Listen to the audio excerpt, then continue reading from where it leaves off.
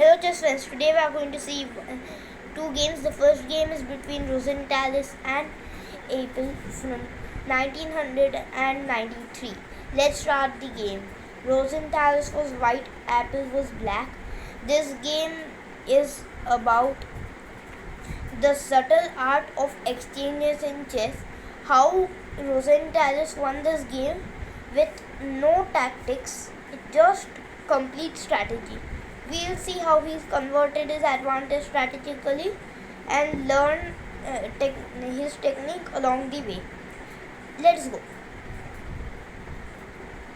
The game started with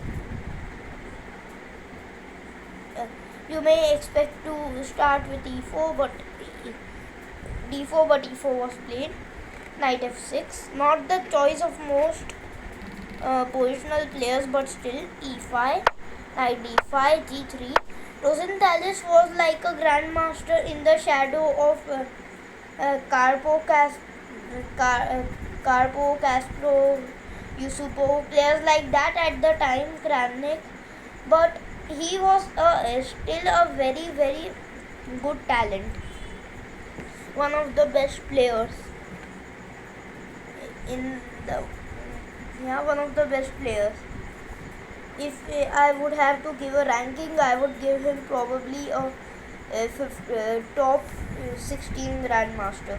So g3, this is not a main line, this is a side line, but still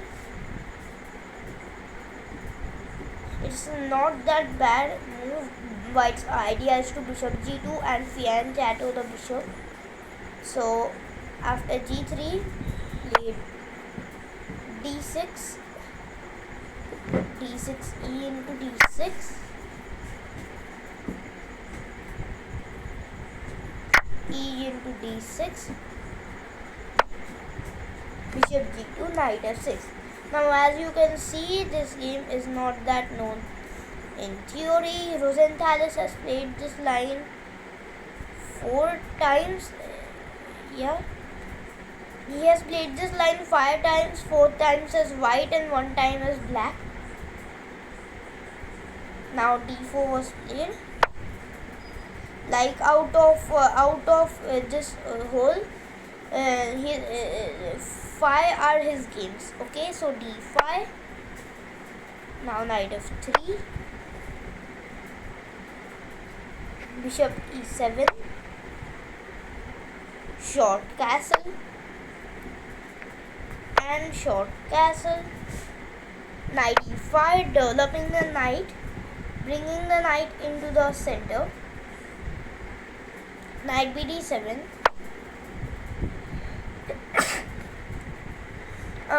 Idea is to exchange this active knight. Knight c3, c6. Now f4 was played. Knight into e5, just standard development. F into e5, let us look at the opening. Yeah, so white has accomplished a whole bunch of things. White has done this f2 pawn to e5, and now the pawn on e5 is a very good asset for white. And the rook, without doing any moves, is very well developed on this half open file. Knight e8, and now queen h5. Good move, nice, best squares for the queen in this position. The queen is very active. Here f5 was played.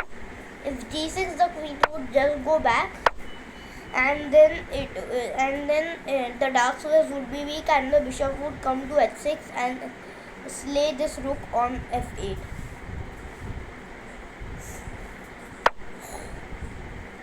f5. No. Pause the video and try to think what should be white's plan.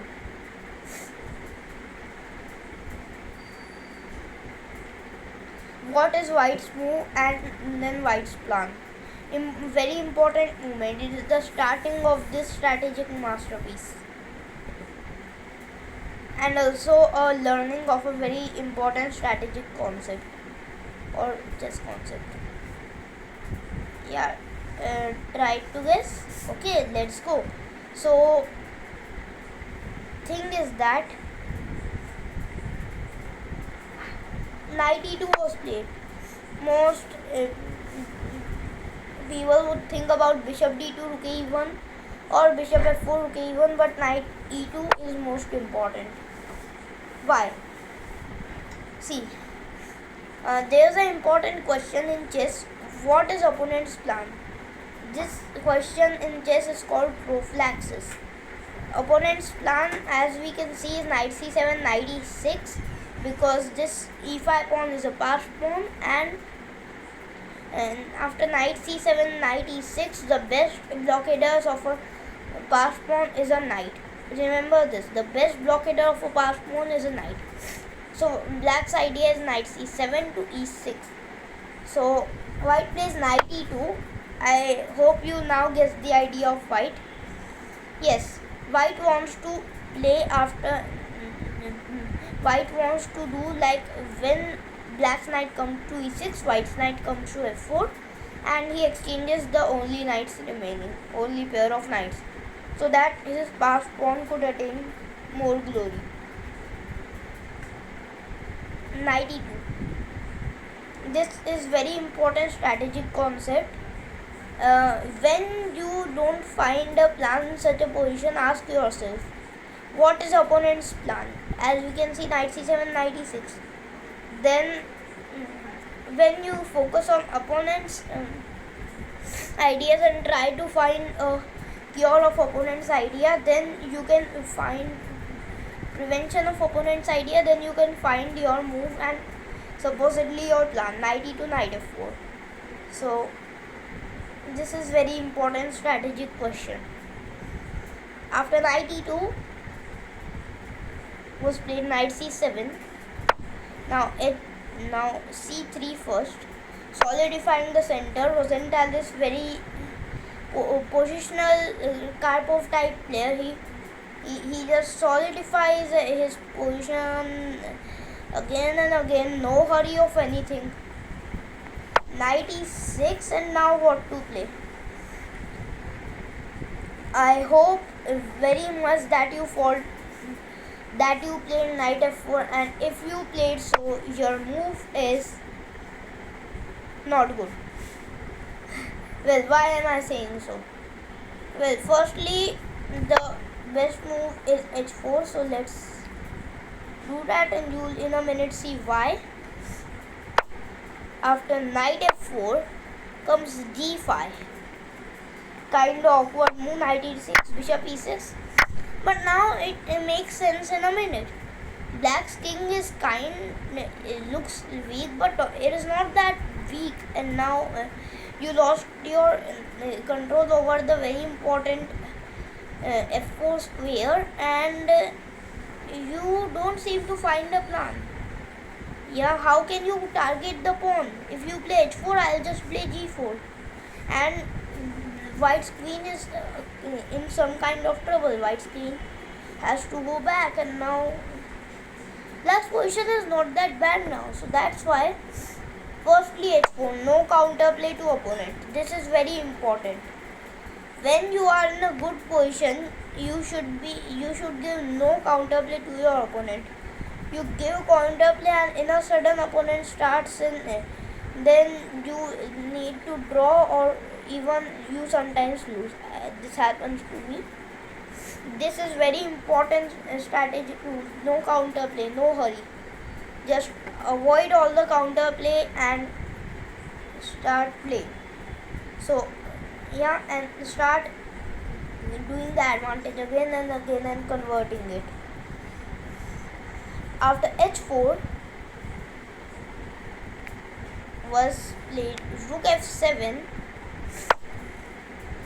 After rook f7 was played knight to f4.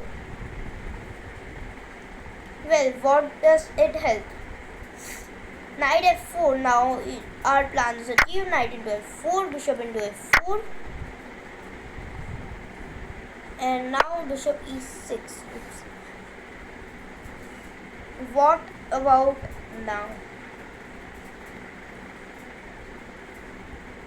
Now it's kind of hard to see a plan. Rozentalis played rook f2, planning to play rook f1.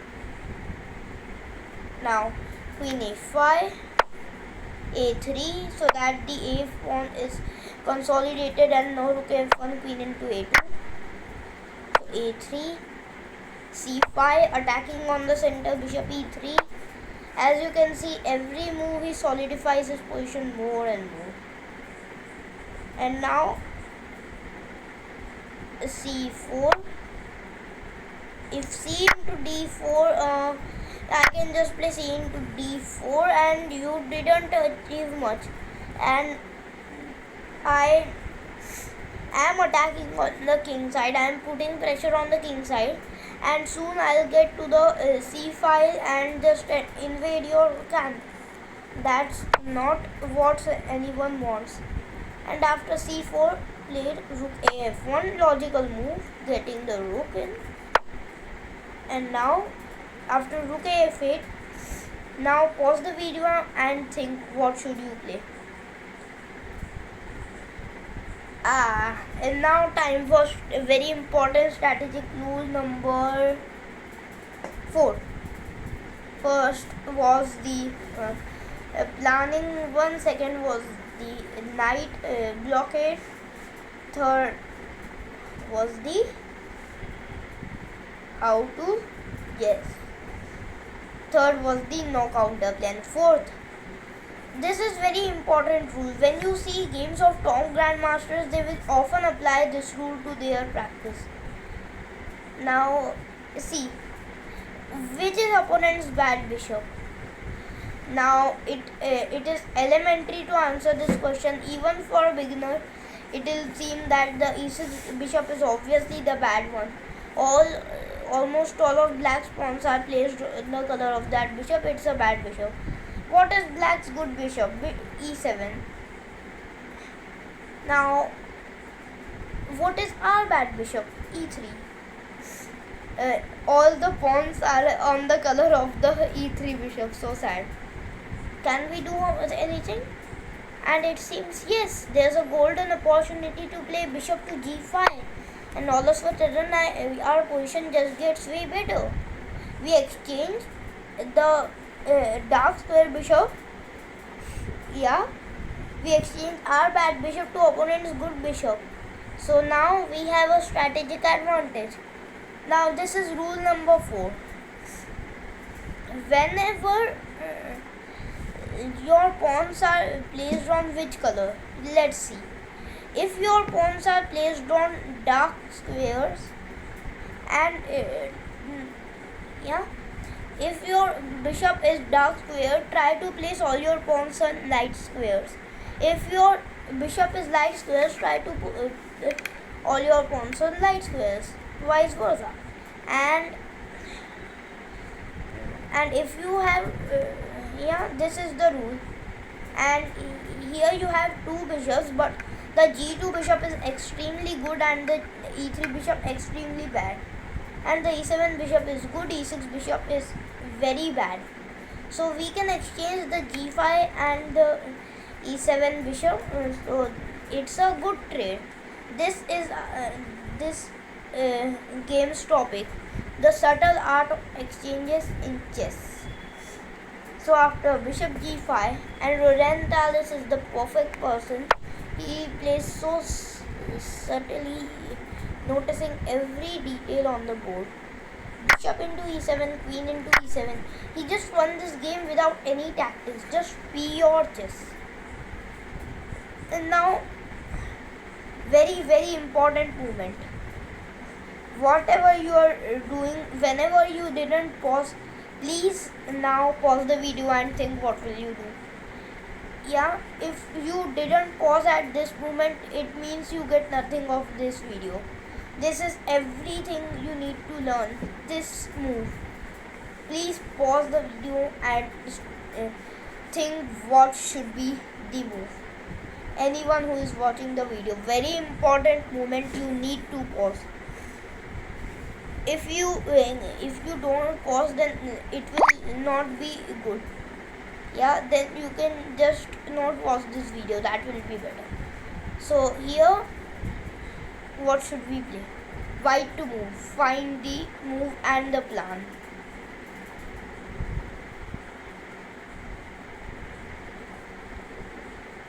Now it was played a4, a very important move. What a move! Deep, very deep move. Now the first question is, which side should we play on? It seems like we have very much play on the king side, but nothing's really working. Like, you seem to be having an edge in the king side, but black defense is just holding on very goodly, very nicely, so you can't do anything on the king side. Now it may seem dumb to continue on the king side, but that's the best thing you can do. And now what should you do about that? a4, deep move. Now you will bring your queen from okay, sorry, I will not spoil the plan. Actually, I spoiled half the plan. Yeah, so a4, queen d7, and now what will you play? Your pawn is under attack. Should we continue attack on the king side or move to the queen side? Here comes queen to d1, very important strategical move, very deep move. Now the queen is planning to go from a1 to a3 and then go rook b1, then b3, then rook b2 and start attack on this file on the b7 pawn. Very nice idea by Rozentalis. Now rook c8, and now what to play? Now a5, very deep move. If you saw this, very like, hats off to you. Very important strategical move and very difficult to spot and even more difficult to understand. So the thing is that this is very deep move. Now when you play queen a1, queen a3, rook b1, b3, rook b2 and then take on c4, black can just play evade all with b6. Yeah, that's why a5. So when that movement comes, he won't be able to play b6, and that would be a permanent weakness. What an idea. Now rook c to f8. The rook is just moving around. He can't do anything. Queen a1, the queen completes, and now queen e7. Very strong move incoming. You have to pause the video and think what should you play here. You have to. In here was played queen to a3. Man,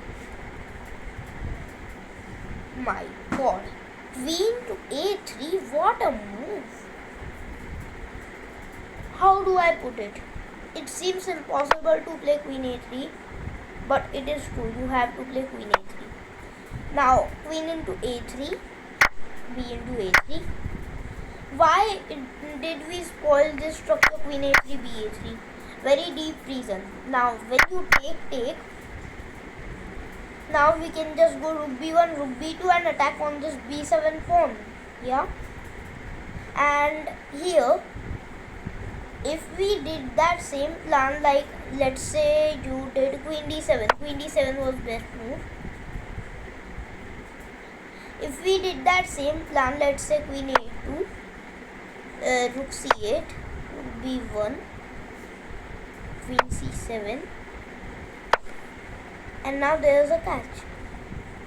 Yeah, queen c7, let's say queen d7, b3, queen c6, rook b2, rook c7.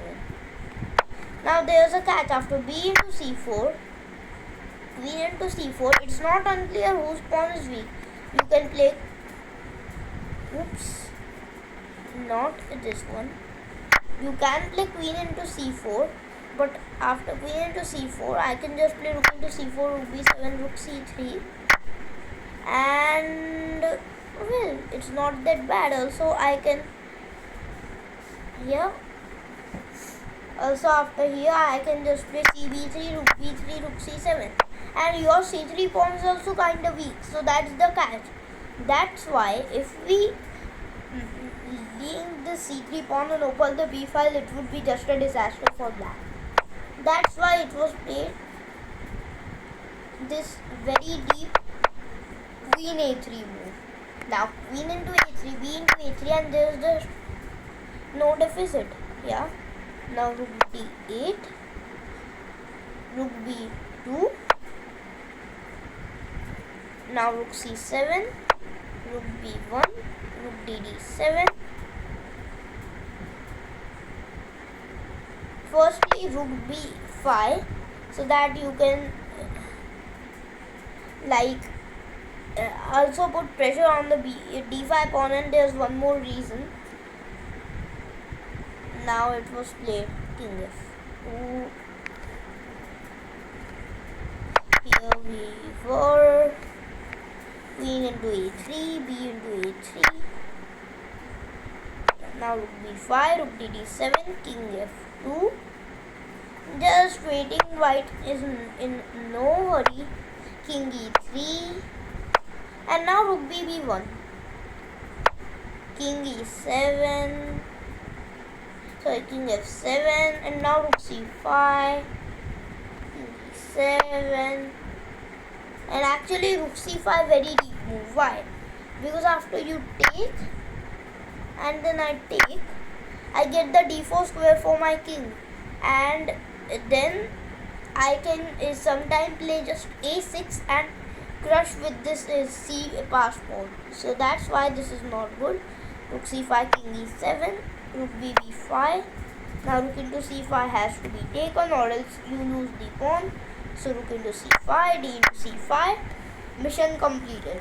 Now king to d8, just king a6, cool move. Now a into b7 is threatened, so taking is forced. And cool part is that you create a pass pawn. Nice. Sounds good. But king c8 was played. And now comes the goosebump. Now is the time for you to pause the video and think what will you play. We can say the finishing touch of this game. The El Touche. Rook to b6. What a move. Now, well, yeah, it deserves a good move mark. Why not a brilliant move? Because it's just a simple tactic. Yeah. And why are we locating a tactic here when we wanted to win strategically? Tactics and strategy always come together.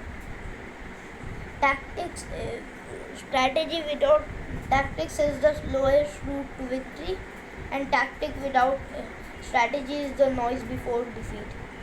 Sim to zoom. Yeah, they always come together. You have to implement both of them if you want to win the game. And after rook b6 comes bishop to g8. Bishop f7 could not have been played because of e6. And you may be wondering why can't we take. That's a beginner question. a7, and beautifully this pawn is queening and nothing can stop it.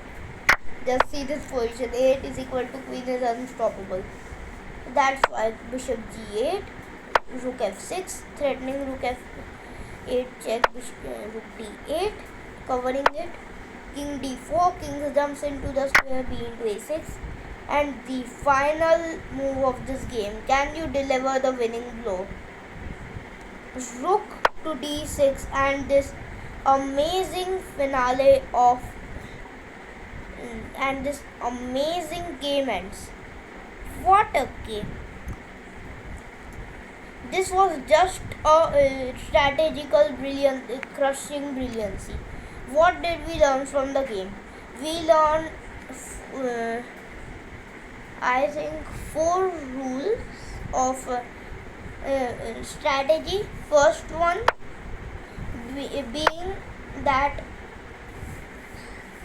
that when you look for a plan and don't find a plan, ask yourself what is their plan, what do they want to achieve, and then seek how to counter that plan and also achieve your plan. That's a big concept in chess called prophylaxis. Second rule we learned from of strategy. Second rule is knights are the best blockaders of passed pawns. Why knights? Because knights, while they blockade the passed pawns, also defend and attack the supporting pawns. That's a big asset. And another one. The third rule is that, what was the third rule? If you are in a good position, there's no hurry. There's just no hurry to just win as quickly as possible. There's no hurry in it. You can just slowly outplay your opponent and then just win the game. And fourth, yes, tactics and strategy come together.